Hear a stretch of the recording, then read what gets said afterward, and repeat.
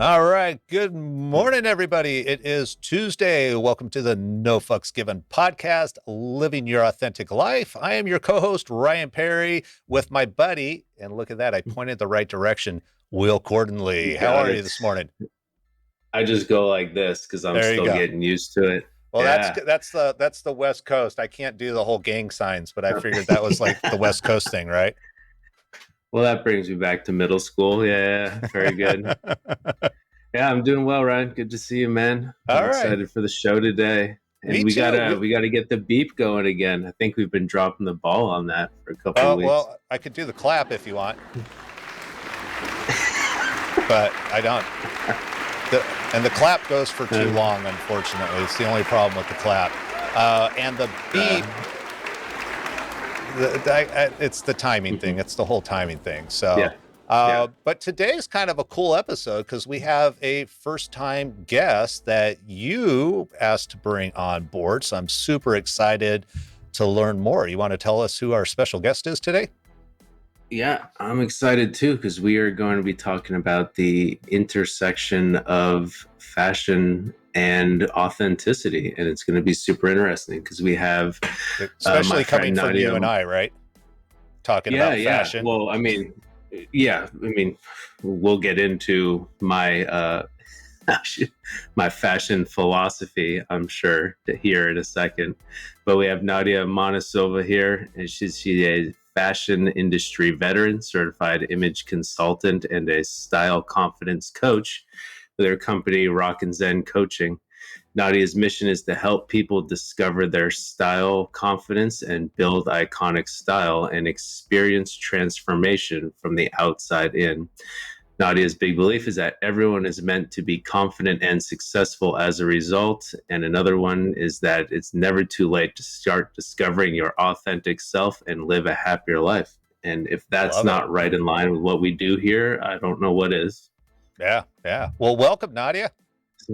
Thank you, guys. Thank you so much for the introduction, Will. And two things, just to set things straight. I think I invited myself to be a guest here. Just so everyone is clear, and I'm very proud of myself that I did, and it happened. So I was like, yes, Yeah. I'm gonna be better. And then another Yeah, thing, actually, yeah, sorry. Go ahead. no, that's true. I Another forgot. And you were thing, like, yeah, if you ever want someone on the show to talk about this, like, let me know. I'm like, actually, we do. Well, you want to do this? That's perfect. Yeah. yeah. So I thought that was really cool that it worked out like that. And another thing, I just had to say, I had this, I think, stroke of genius when Ryan, turned on the clap thing. I came up with this cut the clap. You don't. Cut the crap. Cut the crap. Cut the Clap is clap. too long. So cut the clap. You gotta cut the clap and go back to the censoring beat, man. You know, some people have to go to the hospitals in order to cut the clap, though. That's where my mind went. Oh, okay. Sorry, it's that male preferred brain. It's certain words trigger certain thoughts. So That's funny, but man. one of the things that was, and Will, you were in the introduction, and Nadia, you could probably speak to this, was it's never too late. And was it regarding fashion to live your authentic life, or is it just a general statement No, that it's that's just in general. That's just my belief in general because you see and hear a lot of people who say, okay, well, I'm 40 years old. What am I doing? Starting something new or trying something new for the first time, or hiring an image consultant for a first time, or it can be related to style, let's say like a style overhaul, but it can be related to lots of other things. So and I'm trying a lot of new things after 40, and I'm finding that it's really cool and awesome. So I just want to encourage everyone else to do that and try things that are new and maybe scary, but they're bound to bring big changes into your life, and the change inevitably causes a chain reaction and something awesome happens. So, like All right. me being here, for example, I consider it like a really cool and awesome thing that I'm here with you guys. And if I trace back the steps that led to it, it all goes back to just trying something completely new, something that I never thought I'd be doing. So that's what it's about. That's really wonderful. And yeah, we kind of have, they say a way of keeping your brain fresh and young and kind of life exciting is actually doing novel things, even if it's as small as brushing your teeth with your non-dominant hand. It's like actually good for your mind. But when you try new things that you enjoy, it's like even better, right? So it's counterintuitive though, because it takes more energy, more brain calories, and our minds don't really like that. So we push against it a bit, but the payoffs are huge. So appreciate you bringing that up. And we're all here trying new things. Speaking of new things, I'm wearing a color for the first time on this show, I think, in honor of our topic here today. I think I usually wear black. I didn't plan it that way, but I'm pretty sure it's just played out that way so far. But here we are trying new things in the fashion realm. Yeah.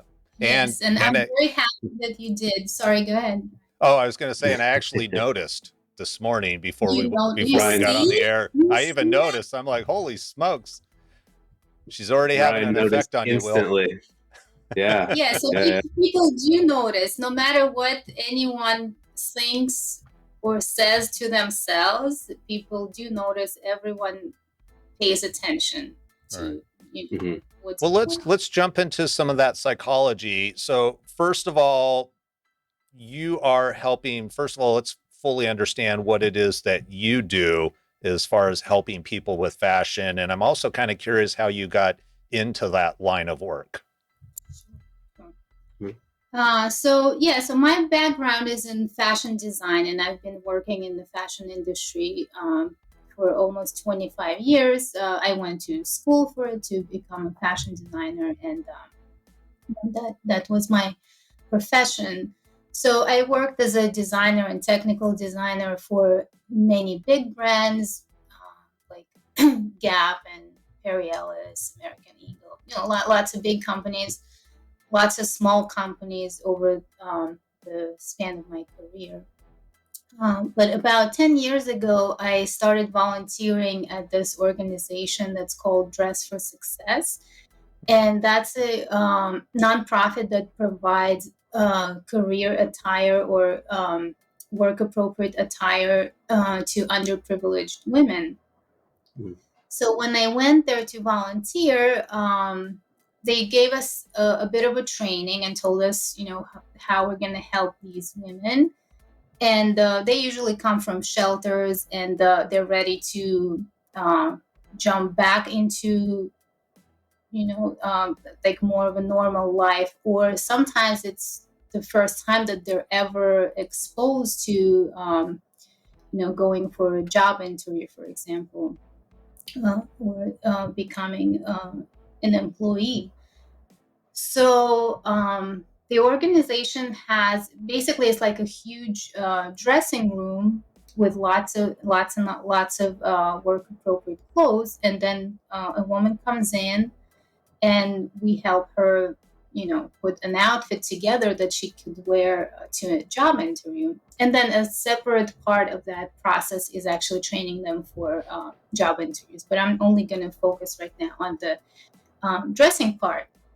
So what I saw there was completely just mind-boggling and deeply touching, because I saw these women come in and put a suit for the first time in their lives, or like put a blouse and a skirt and shoes and hold a purse, and then look in the mirror. So they come into the dressing room in whatever they came in from the shelter, maybe it's sweatpants and a t-shirt or whatever, and then suddenly they they put this outfit on, and we try to make sure that it fits well, that it looks good, and makes them look appropriate, and you know ready for the big world.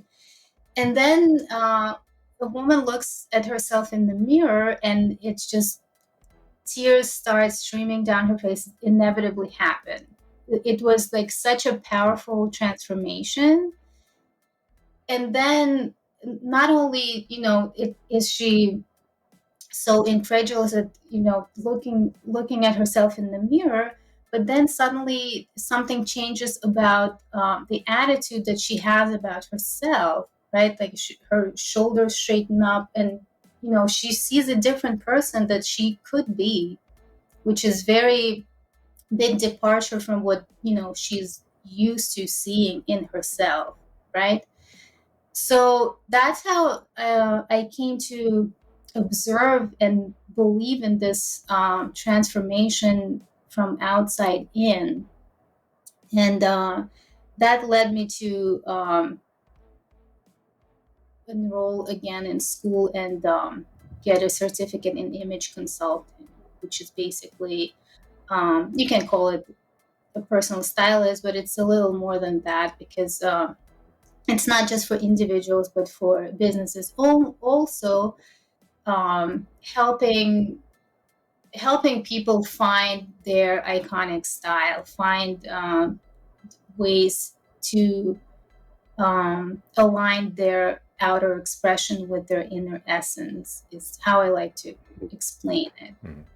And the transformation is powerful that I see. So I fully believe in that.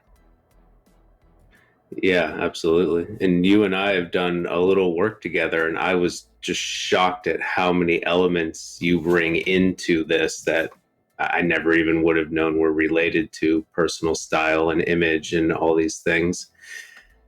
And the main thing that comes up for me, so a few years ago, there was an article that went kind of viral talking about Mark Zuckerberg of Facebook's approach to fashion. And it's basically that he owns a closet full of t-shirts in one or two colors, essentially. And he just grabs one and puts it on.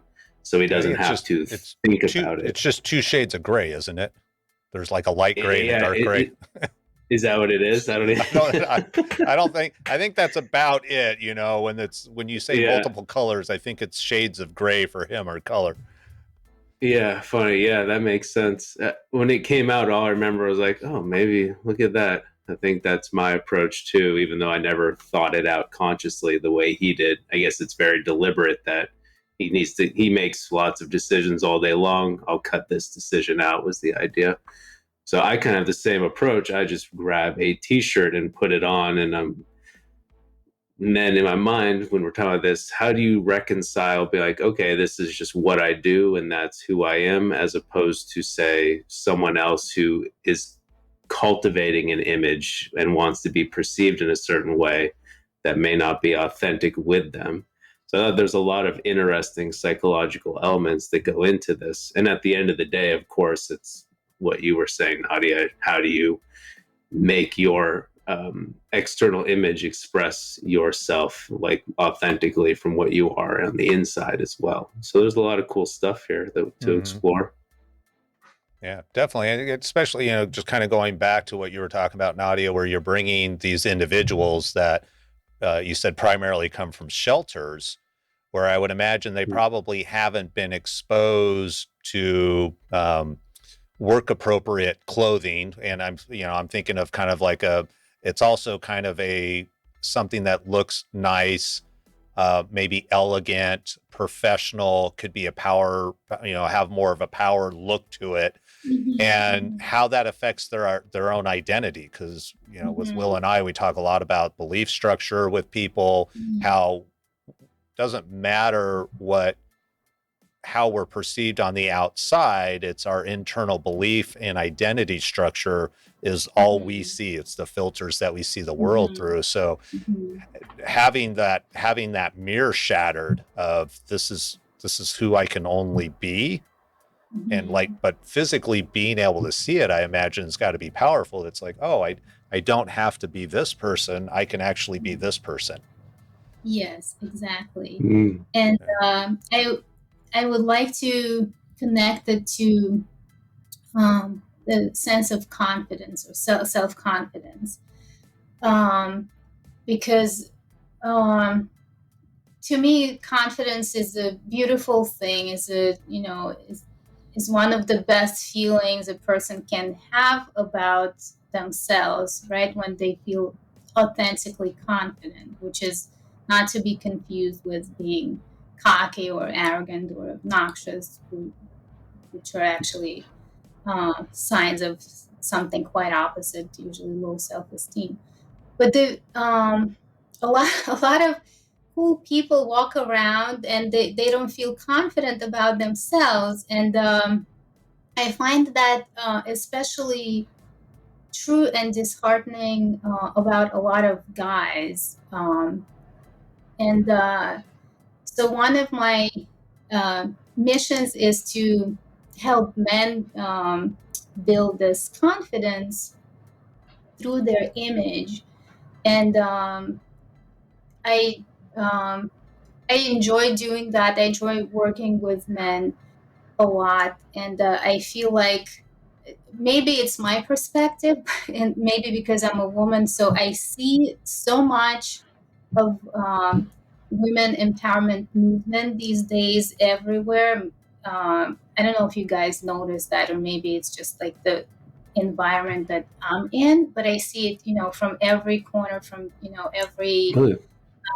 internet page. It's all about women empowerment, which is I understand perfectly the need for that and where it comes from, but I don't see anything like this happening for men. So I guess the assumption is, men already dominate the world. So, like, what else do they need? They already got it. Like, so, let's not even worry about that. But um, I think a lot of men do not feel the confidence that they should be feeling because they're so awesome, and they do all these cool things, and they're interested in a lot of like really astounding things. They have cool hobbies, cool things to think about, to work on, and yet they do not perceive themselves as being awesome. So and small disclaimer, I'm not talking about guys that are creeps or jerks or anything like that. Like more. Right. So yeah, so uh, this is one of the things that I'm really determined to do, is to just bring more confident men into this world and kind of All make the right. world a better place that way. Very nice. And Brilliant. us men appreciate that because a lot of times, and I think, part of it, I could say, I can speak for myself, is that in order, if you work off the I always like if we're going to talk about psychology and the way people act and those types of things, I always try and go back to caveman days. So I go, okay, how would caveman, cave woman, cave community act? Because to me, that's the most natural environment that I think the human psyche was built for. I don't think the human psyche was really built for the world that we live in for a number of different reasons. And that's a whole nother conversation. But if we go back to kind of caveman days, the man had to be strong, he had to be powerful. You needed that alpha male to run the pack. If you think about any other species, I was listening to somebody, and I forget the gal's name, and her premise is that humans are animals too. So you have to remember that there's animal instincts that's built into the core essence of our brain, and that if you go back to the caveman days, we have to be kind of, I don't pompous is the word that's coming, but you have to be kind of bigger than life especially if you're going to compete with an alpha male, especially if we kind of go with the thought that, you know, only the strongest genes go forward. And so, you know, that at the core of it, I think a man's natural inclination is going to be kind of a showman, to kind of, you know, you got to peacock a little bit if you want to attract a good mate in order to have a healthy baby, so that you can you can continue this evolutional string. And these are not conscious thoughts. This is all going on unconsciously in the world that we live in today, because men have taken it so far. I mean, there's, you know, Epstein, there's all kinds of examples out there where people have taken their power and wielded it in just awful ways, unfortunately. And that because of that backlash, it's like, well, men are not allowed to be men, or at least in my mind, it's like, if I truly express myself as a man, then there's the potential for backlash, and that, oh, you probably beat people, or you probably are this evil guy. And then, you know, unfortunately in the media, you do one thing perceived, you know, well, all it takes is kind of like the old witching days. What was, I can't think of the city. You know, if I called you a witch, Salem. Salem, thank you. Yeah, it's kind of the witch hunt, and it's not that extreme. I'm generalizing here, so I know there's some people out there that'll take each word I say as fact, and I'm generalizing here. There's much deeper conversations behind everything that I'm saying, but it's kind of, you've got to weigh this balance between society and all the Karens out there and all the people that are like, oh, you've got to be, you know, this is how you have to behave. And it's like, but that's not how we were built. And I think a lot of women are feeling like they have to behave in a way that they were not. And when I say build, it's kind of that core essence, that baseline, that ape. It's what's the word I want? Critter brain. Evolutionary inheritance. Yeah, that essence is always there, and yet we're having to override it in today's society and go, but this is how I need to behave so that I'm not attacked by society. So I think that plays into it a lot. Yeah. Yes, I think well, go ahead now. I just wanted to say that, yes, I agree with that. And I think a lot of times when we hear about these extreme examples of men, you know, using their power in you know, bad ways, or something that, you know, is destructive, actually stems from them not having this, you know, inner confidence. And Right. It's like the bullies at school, right? yeah, exactly. So a lot of times I think it, you know, there is a place where it all stems from, right? They're having the need to, you know, dominate or exercise their power, something like that. Whereas, you know, if you have this confidence, you kind of own your truth, you know who you are, you don't need to do any of that. Right. Yeah. Kind of being in your proper weight. Yeah. And clothing is a powerful way of being in your proper weight, or helping you come up into your proper weight. I know for me, and where I'm kind of curious is where do we find the balance between comfort, because I like the feel of a suit. However, I do not like the comfort factor of wearing a suit. They are not comfortable, in my opinion. So I'm like, I would much rather, I got my hiking pants on. They're, you know, whatever they are, but they're comfortable, they're flexible, they're not tight. I've got my slip-on shoes so I can slip them on and off in the office. And then I'm a polo guy. I pretty much wear a polo every day. And that's kind of my balance between comfort and fashion. However, I know when I put a nice suit on, I definitely feel better about myself. Yes. No question. Yeah. It's Go ahead, Will.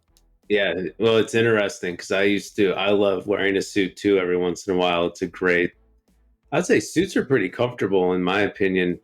Ties, those will get you. And I actually used to do a technical recruiting job where we were required to wear a suit and tie every day, and that got old quickly. That novelty wore off real fast. And I used to read a lot of sales material and sales books, which is kind of where this idea has been in my mind for a lot of years, actually, because they talk a lot about dress for success, like dress for the position you want to be in, like you want to be a millionaire, like dress like one, act like one, these kind of ideas, and you'll become one. And I'm mostly not a fan of fake it till you make it, but there's some validity to it too. But I would say for me personally, I love getting dressed up here and there, but I don't notice a big difference professionally, like a suit changing my everything about me the way I was told that it would in these kind of classic books, basically. I'd love to hear your take on that. So when you say that the suit didn't do for you what you had expected professionally, how do you mean? Can you explain a little more? And I mean, maybe I'm gonna have to do my best because this was 10 years ago. So it's like, who knows if my memories are even that accurate. But it's basically like you put on a suit and it straightens everything out about you. You become someone else. Your posture is correct. Your everything is dialed in, and you're ready to kind of tackle all the challenges. And I think there's some truth to that. I just also noticed then as I've dressed more casually, as I work for myself, I haven't noticed a decrease in performance either, like a correlation of those two things. I see. Well, it could be, for various reasons. For example, if you work for yourself lately and you're not maybe around people as much as you were in your previous job and the corporate job, then you don't get as much feedback constantly on your appearance. And I don't mean feedback verbal, but it's just kind of like an energetic feedback, right? So you don't really notice what people notice and kind of bounce back at you. And another thing is that if you don't kind of feel the alignment with what you put on, right? If it doesn't kind of vibe with your vibe, then you're not really gonna benefit from it, right? So so you can't force that feeling, right? So for example, Ryan said that when I put on a suit, I feel like that. So like he enjoys maybe seeing himself in a suit, and he enjoys seeing people see him in the suit, right? So like there is this kind of feedback loop of enjoyment and so that creates like a different kind of vibe and a more powerful feeling about it. But if you put something on that you don't really feel good about wearing or being in it, that's not going to happen. You're just going to be miserable because it's like a constricting jacket or something, or why am I forced to wear it and stuff like that. So I often repeat to my clients that ultimately your style is your vibe, and you want to make sure that you feel good in whatever you put on. So it doesn't matter to me if you wear a wife beater all day long, but if you do that intentionally and you make it your signature style, then yay, then it's gonna that's what's gonna matter. But if it's just like random, you half asleep, you just pull a drawer and pull the first thing out and just put it on, throw it over yourself, that is definitely going to show and come through again, not in any, like clearly perceptible way. It's just something that will be there. It's going to be like, I don't know, this like aura of vibe around you that, okay, yeah, this guy, in the crumpled t-shirt doesn't really care, what he looks like. Why is a whole other question. Should we go there? Should we like dig deep and find out why he doesn't care, how he looks or what he puts on? Like, does he not want to Mhm. call attention to himself? Is it like, why is that? So there's like a lot of things that can come up with that. But a t-shirt can be part of your iconic look. So going back to, your example with Mark Zuckerberg. Okay, yeah, this is his iconic look: jeans and a t-shirt. He doesn't need to worry about it, right? He doesn't need to try to establish a certain image at this point, at least, right? And he found his staple iconic look: gray t-shirt, 2 shades, and jeans. Perfectly fine. Steve Jobs with his black mock neck, right? Maybe he owned Mhm. 50 of those and nothing else, right? But that became his signature look, right? And this is what we call iconic. So it's not really a matter of being dressed up or dressing up in a way that's dressier than, comfy or casual. It's not really about that, but it's about the intention that there is behind what you put on.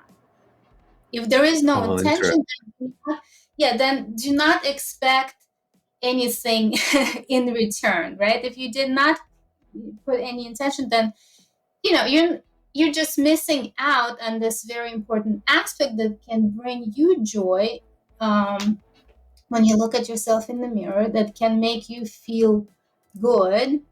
And in turn, when that happens, when you feel good, a lot of great things happen, right? For yourself, for other people, and then it multiplies, right?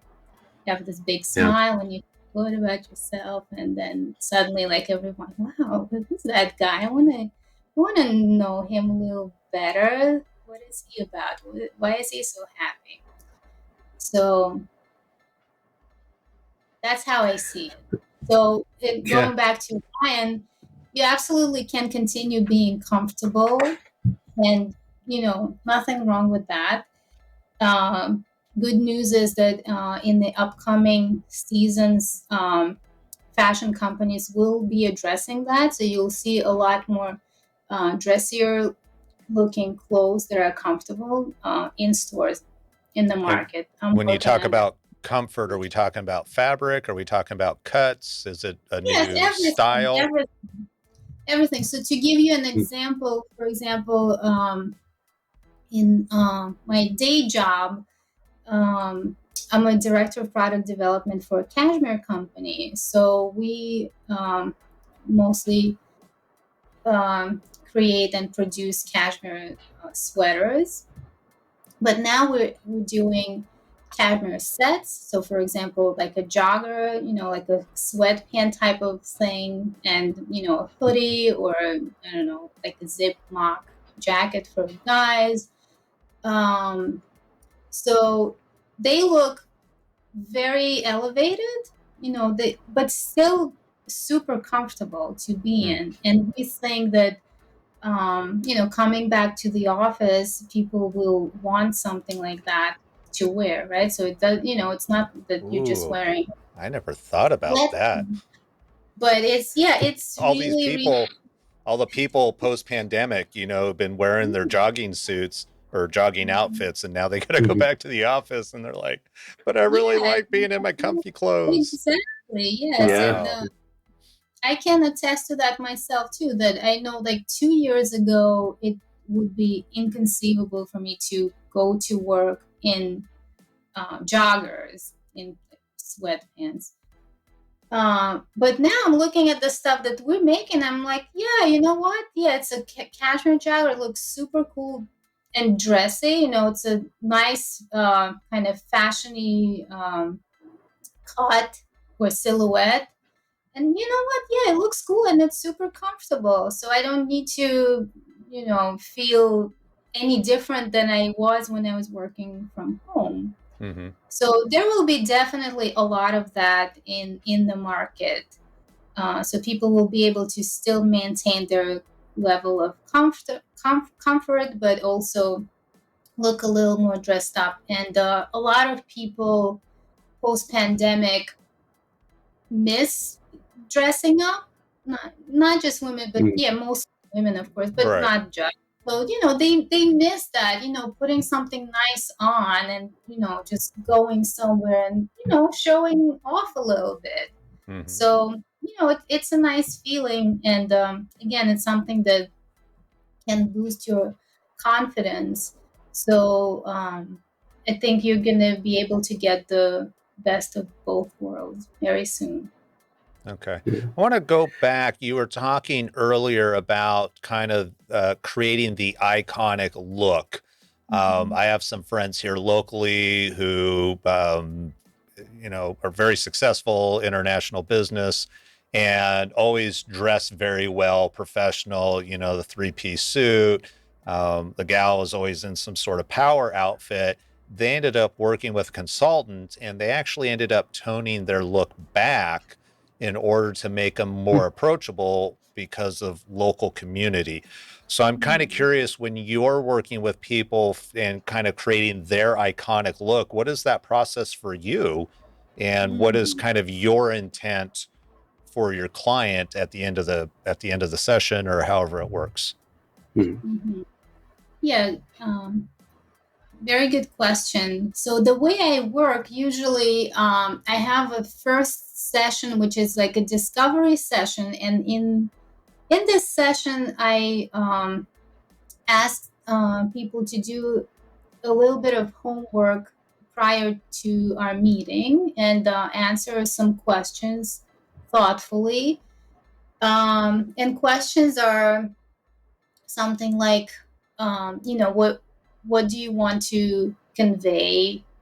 Uh, you know, who will who will see you tomorrow, and what do you think they will think when they meet you, let's say for the first time, and what do you want them to think when they meet you for the first time? Then we can see if those two align or not.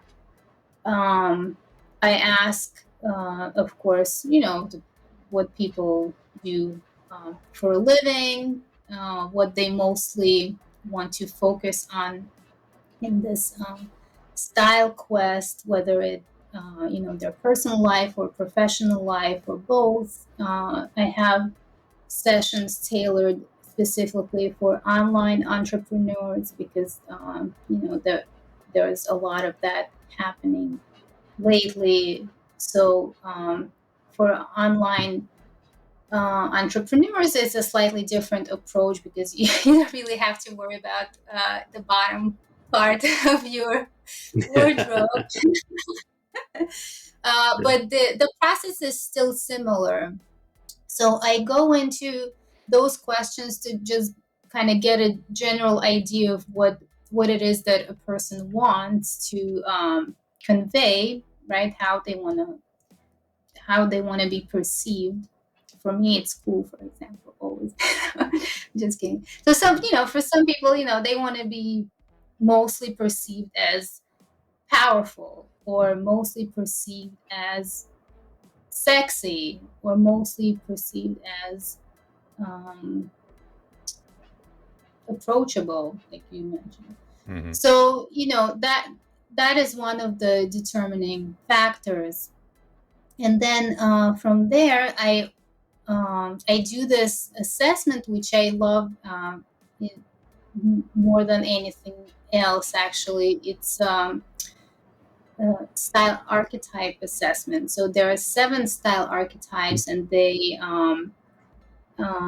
they're built upon Greek mythology. So seven archetypes that tie back into Greek gods and goddesses.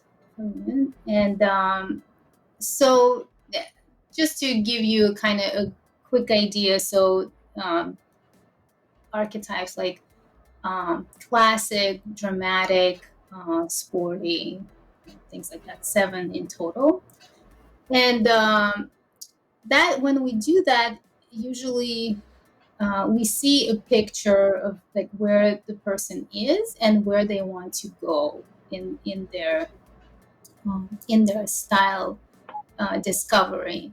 So, for example, the lifestyle will mostly determine the current archetype, right? So, let's say if I don't know, if let's say you're a stay-at-home mom and you don't really, go anywhere except for like with your child, maybe to a playground or, um, you know, like school related events and stuff like that. So you'll probably, not be like a classic style archetype because you don't really, you don't really need to wear classic apparel in that traditional sense. But maybe she knows that, let's say, a few months from now she has to look for a job or go back to work. So that's the archetype that she wants to transition into, right? But that's gonna feel uncomfortable because she's not used to that. And so how do we transition, let's say, from her current casual to her future, classic, or maybe dramatic? Maybe she has this dramatic flair to her that she's unable to express. So how do we bring that in? And there are ways to do that, really, endless possibilities to do that through color, accessories, and things like that for both men and women. All right. And so is the creating that classic iconic look, then is it a blend of the individual and how they want to be perceived, or where they're going to be presenting themselves, maybe at a in business as an example? Or do you kind of lean one way or the other as you're figuring this out for the clients? No, I wouldn't say that I lean one way or the other. So if we're talking about building your iconic look,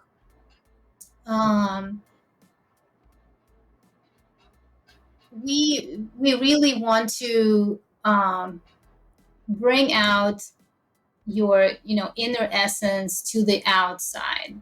So what it means is, we find something that you uniquely feel strongly about in particular, and we bring it to the outside. So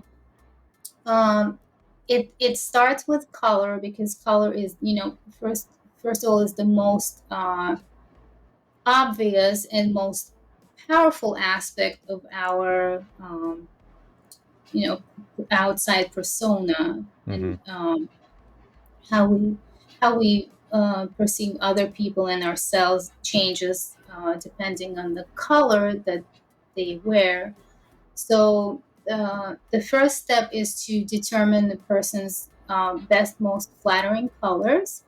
And then among those colors, there are usually maybe 10 like really good flattering colors that each person can wear. So that's like a personalized color palette that I create.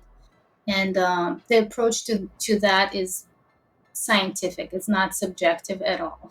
So Okay. I can get into that separate some other time. But That's all right. I'm just impressed that there's like 10 different colors people could wear. I mean, there's red, there's green, there's black, there's gray, and there's white. I just counted 5. Right. I mean, it's like, Yeah, yes, right. So see, yeah, so there are, hundreds of shades of each color, but only a few colors will actually flatter and bring out the best, in the person's features. And a lot of other colors will be wrong and make a person look just really, bad or older or sick or all of those things, like bring out all the imperfections, etc. That's what the Which wrong could colors affect will. your psyche, I would imagine, if you're looking at yourself in Yeah, the mirror. yeah, exactly. Yeah, it affects not just how you see yourself, but how other people will see you also. And Right. I've experienced that many times with myself before I knew that, even though I had worked in fashion and I thought I knew all about the colors, but until I actually studied this personal color theory, I would consistently try to put something on that was a wrong color for me, and then wonder, like, why do I look so crappy? Like, what's wrong? I don't understand. I love this mauve color. It's so beautiful. It's like so rare that I can find something in that color. I'm definitely buying that and I'm wearing that. And then I put it on and I look like shit. Like, what's wrong? I don't understand. Like, I look sick. I have all this like red spots on my face. Like, where does that come from? So that all comes from the wrong color being, not next to a person's face. And then the right color will do exactly opposite. It will make you look youthful and healthy, radiant, and just emphasize, your best features. And most importantly, will bring you, the person, to the forefront, as opposed to creating a separation, what we refer to as a separation, where you just kind of see a person. And then, yeah, that's a really cool magenta top you're wearing, but you kind of see not the whole thing, not like a harmonious image together, but you just see, one thing. Actually, let me show you something, because I have I have a top here that I bought from my sister. So my sister and I have completely different personal coloring. So I look good in warm tones, and she looks good in cool tones. Even though we're sisters and we don't look that different, but the colors that we wear well are completely different. So I bought her this. This is one of her best colors, and it's this deep purple color. Okay. Yeah, so it's a cool color, meaning like it has cool undertone, blue undertone. And the color that I'm wearing, for example, is this kind of chartreuse green. It has warm undertone, yellowish undertone. So I look good in those colors. But now I'm gonna try to do a little experiment and show you if I were to wear this color. I don't know if you can see much. So to your untrained eye, maybe like nothing happens, but I see right away that it just makes me look much older. And it brings out the redness, kind of blotchiness in the face. It accentuates the lines that I didn't think I had. But It's makes the interesting. teeth look yellow, and that's like, that's not good. So that's what can happen. So color is the single most important aspect of your look, of your image, and of building your iconic style. And then from there, I go into like a really deep analysis of facial structure, which determines what kind of, let's say, necklines you can wear best and be most flattered by, what kind of accessories, what kind of prints and patterns. And then I add to that a person's affinity and preferences. And sometimes I have to ask many times, and just, especially with guys, just think like, what would it be that can add this just special flair to your look? Like, what do you feel like, It's the you gold could chain. exactly, it's a gold Always chain. the gold chain. Or yes, or maybe, it's a floral print scarf, gauzy scarf, All right. anything, or like a rose in your buttonhole, whatever, The for some trucker people cap. it's wear glasses. Yeah, so there are lots of possibilities for both men and women to find that little accessory that also becomes part of the signature style. And it works especially well for online entrepreneurs, because people who see them show up on video consistently in a certain look become to associate that with the person, and kind of that builds more trust and connection, and it it attracts the audience Right. in kind of this like organic way. That's what I was curious about. It's not like you just touched on it a bit, but I wanted to ask, so why does someone want an iconic style? Let's go like Steve Jobs was known for the black turtleneck, right? What benefits does that bring to him, and what was he going for? Was that a business move? Was that a personal move? Why does a normal person want to have that, other than just knowing themselves at a deeper level and expressing themselves at that level? What else goes into an iconic brand and an iconic personal style? Interesting question. I would think for each person is, the answer will be unique to them. And I don't really know why anyone in particular would want that. I think in Steve Jobs' case, I don't know. I would venture a guess that it wasn't, the idea in his head. Okay, I'm going to build my iconic look today. What do I start with? Okay, maybe this. Yes, this and that looks really good. Yeah, I'm just going to stick with that. He probably, he had a mock neck in black. He saw that, he liked how he looks in it, and he just decided to, to keep wearing it. Well, it's almost like some fashion trends aren't created on purpose, right? They're just accidents. So right, I don't know if Zuckerberg necessarily felt that, oh, if I wear just a gray shirt every day, everybody's going to be like, oh, what a great fashion trend. It was just a simple solution on his end that exactly. For whatever reason the media caught into, and it kind of created something. Yeah.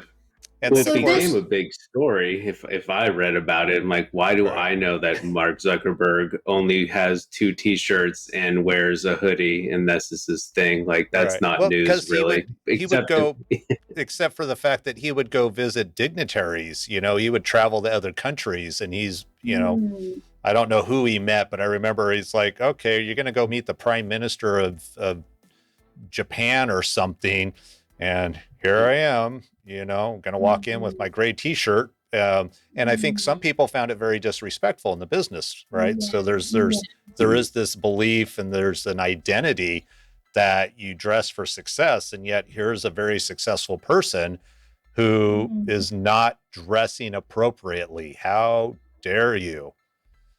Right. And you could make the argument that he's more powerful than some of these politicians too. Right. So it could be an interesting intersection of that kind of power play and hierarchical stuff as well.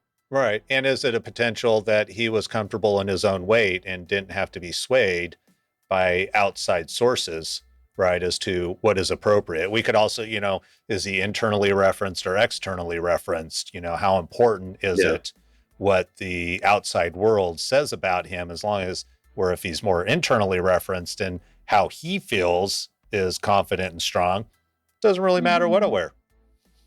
I can wear an orange T-shirt if I want to, because I can, and that's going to be it. And I get to and I get to wear my olive-esque colored polo shirt. I was told I should be wearing that color, actually, by a certain expert. Yeah. I think this kind of orange too. That our colors work so well together, the three of us, the orange, this my green, and the olive. Yeah, they work beautifully together. Although we might have to delay putting this out until the fall, though, because these are fall colors, aren't they? I know. Damn. Okay. Oh, we have to redo everything in spring Redo. color. Yep. Redo. Who makes all these But rules? if That's I my may go question. back, if Yeah. I may go Yep. back to Will's question regarding why would anyone want to, build their iconic style in the first place, I think I'm not gonna say why iconic style. I'm just gonna say why would anyone want to just pay attention to their style, or just do kind of an intentional style overhaul. And I think the main reason is convenience. It's very mundane reason. It's convenience. People really don't want to spend time in the morning or whenever racking their brain thinking what do I wear? What do I wear? But when they want to look good at the same time, when they still care, right? It just creates unnecessary stress in their lives.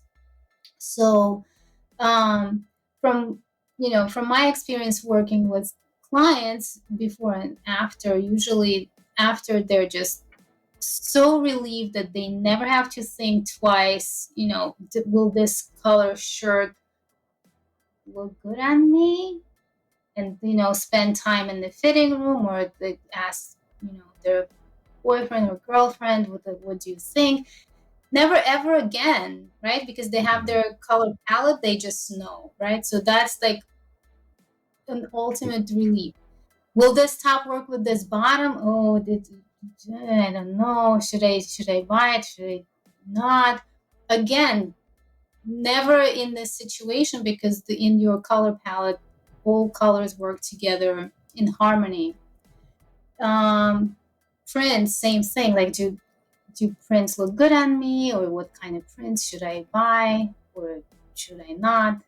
Again, so all those things, suddenly you just know, you don't need to worry about it. And yet, whenever you want to look good, if if you're in the mood, you just know what to do. So it's just makes the life easier, more convenient, and just better. So I know one of my favorite examples. I had this friend. I mean, I still have them, but he moved to LA, and so I did this kind of style overhaul for him, and he just wouldn't shut up about how happy he was afterwards. Just wouldn't shut up. Like, every time he went someplace, where there were ladies, or just people, and he would just I would get like an avalanche of texts from him. Oh my God, Nadia, I have to thank you again. Look what I'm wearing today. And he would snap pictures, because he knew what socks to put on with what shoes, and what pants, and to roll them or to not roll them, and to roll the sleeves or not. And look, I bought these 3 shirts in the colors that you told me, and don't do, like, just so so happy. And so it definitely lifts up the mood and just makes the life better. All right. I love that idea. So it's actually convenience and quickness, and automating these choices, but in a more effective way, essentially, if you just do a little upfront work. Yeah, right, exactly. Yeah. So when you know that you'll always look your best, and you'll be happy with what you see in the mirror, and you don't need to sweat it. It's awesome. All right. Very cool. I'm just curious, is there a place where do you have like recommendations where people can go for clothes? I know there's like 1,000 different places, and I'm a Costco shopper, so that's where this is the classic Costco going on here. Are there places where people can kind of go and check things out, or is it kind of unique to each area and each individual?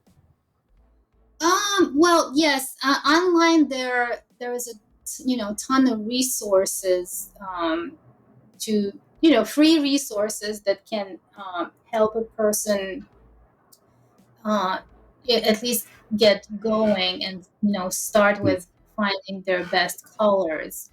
And if you Google personal color palette or something like that, Okay. A ton of resources will pop up. Okay. And is there any place where you would recommend for actually looking at clothing? Or because I just know there's like it seems like there's a million different clothing stores and online websites and all that type of stuff. Yeah. No, I wouldn't recommend any single resource for shopping for clothes, because it's very individual based on your body shape, your budget, lots of factors. So I'm just gonna say that none of these factors will prevent anyone from finding something nice to wear. Right. It does not depend on your shape or size or budget. You can absolutely take my word for it. Okay. And I'm curious. Go ahead, Will. Yeah, well, it was kind of in the same vein that I wanted just to get to. Other than hiring you, which I can personally recommend to everyone, and people should do that, what can someone do right now to look and feel better, kind of in the vein of their iconic style? And that, like, I just want to leave it vague. So I'm like, are you going to drink more water, put more lotion on, do this? Like, what kind of stuff can people just do right now on their own, and then move forward with an expert as well down the road? Mm-hmm. Yes. Okay. I'm very happy to give this advice, and it's not that difficult to start. So what I recommend is to first determine your best colors, or at least like your good colors. And in order to do that, the person would need to determine their skin undertone. It could be either cool, which is more blue, or warm, which is more yellow. Skin undertone has nothing to do with skin color. It's something that you're born with. It's determined by just chemicals in your body, kind of like your eye color. And it stays mostly the same throughout your whole life. Doesn't change if you get tan or otherwise. It's just always there. So some people have warm undertone and some people have cool undertone, and very few lucky ones, neutral ones. So those can pull off pretty much any color. But so how do you determine which one are you? You can do it by just placing a mirror kind of next to the window, because it's important to do that assessment in the natural daylight, and preferably coming from the north, so it's not tinted in any way. So you look in the mirror at yourself in the natural daylight, and you put two colors next to your face alternating. And the most telling colors will be orange versus magenta or pink, like a cool pink color. And then you just evaluate, you kind of put it under, your chin like this, and then you see what does it do to your face. You can see, like, does it bring out your, let's say, your eyes? Like, does it highlight your smile? When you smile, does it make your teeth look brighter and whiter, or yellower? And most people are able to see that. If you're not sure, then do it, with a friend and see it. So that is like the easiest thing that someone can do at home. So if the better effect is achieved with pink or magenta color, that means your undertones are cool. If you look better in the orange, that means your undertones are warm. And then from there, once you kind of feel clear about that, then you can definitely Google warm color palette versus cool color palette. Select, a few Okay. colors from there. Yeah, and most people will have at least a handful in their wardrobe already, and then they can do the same kind of test in front of the mirror, just pulling the color to their face and just watching the effect that it creates. So the best colors, the most flattering colors, will make you look um, just radiant and more youthful and kind of more present, where the bad colors will just make you look kind of you know sick or older, tired. They can make the skin look either sallow or reddish, accentuate imperfections and lines and stuff like that. Yeah, so the color, I would say, is the number one thing that anyone who wants to um, improve their style should look at first. And then from there, they can go into maybe finding their iconic accessory. That could be a fun thing to do. Just like, and that's just, something that you feel drawn to naturally. And maybe you just didn't think that, oh, okay, you know what? I'm a, giant pinky ring guy. Just gonna always wear this pinky. That's just the kind of guy I am. I could totally. People will know you. I think, Will, that has to be your thing. All right. Yeah, You get one of the candy ones. The plastic pop candy one. Yeah, the ring pop. Yeah. There you go. There you go. See, Yeah. Get on We're the taking Muni it back bus. from the ravers. Yeah, get on the Muni bus. That'd be awesome. Being creepy is just part of my iconic style, so that's on brand for me. Hey, you're in the right city, so it's all good. Oh man, yeah, we do keep it freaky here in San Francisco. Although since we haven't all been out and about, I wouldn't even know. Maybe it'll come back. See what happens. But yeah, there's so much to this. Yeah, there is. Unfortunately, we're out of time, though. Nadia, for those that are interested in learning more about you, where's the best place they can go to do so?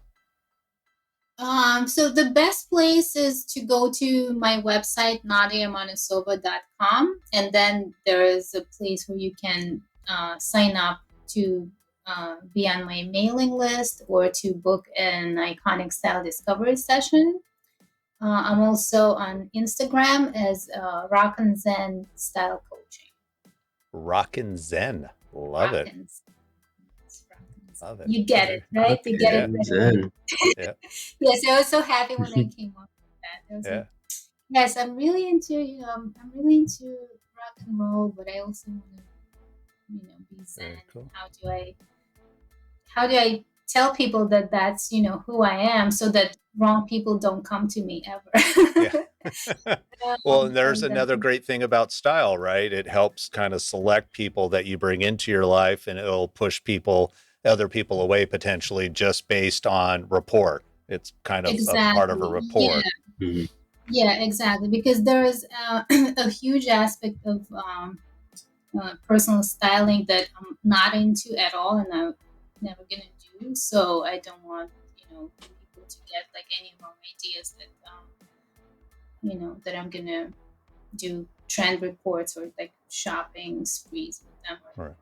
All right. Very cool.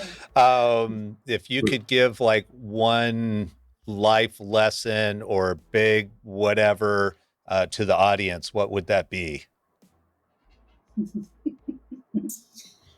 I would say be open to what's coming into your life. Don't shut the doors, because if something is trying to come in, or you feel you're being led to something, probably makes sense that you give it a try. Wonderful. Love it. Thank you. Will, it has nothing to do with style. that's perfectly. There you go. No, love it. Will, you got anything you'd like to add? I just think this topic's so fascinating. I'd love to have you back sometime and talk fashion theory, because I always wondered where these trends come from. And you mentioning that you would never do that is so interesting, but we are out of time. Okay. So, Dun dun dun. other than that, I think it's Well, cool that you like rock and roll and Zen, and that you are pursuing being a Kung Fu master. We also have martial arts in common. So, we all have to bring our unique interests into our iconic style and express ourselves authentically, because that's what we're up to here, right? yeah. Yeah. So what are you gonna do about it? Oh, looks like we lost the audio on you, Nadia. No, she was asking you, what are you going to do about it? Something along those lines. Oh, we might have I've lost lost Will. my audio. Will lost his headphones. I guess that's where we stopped the recording. Okay, perfect timing. Good timing. Will, you still there? His headphones must have died. Going to the backup plan. Wonderful, wonderful. Well, thank you very much, Nadia. I appreciate it. It was a pleasure meeting you. Likewise. I hope we can do it again.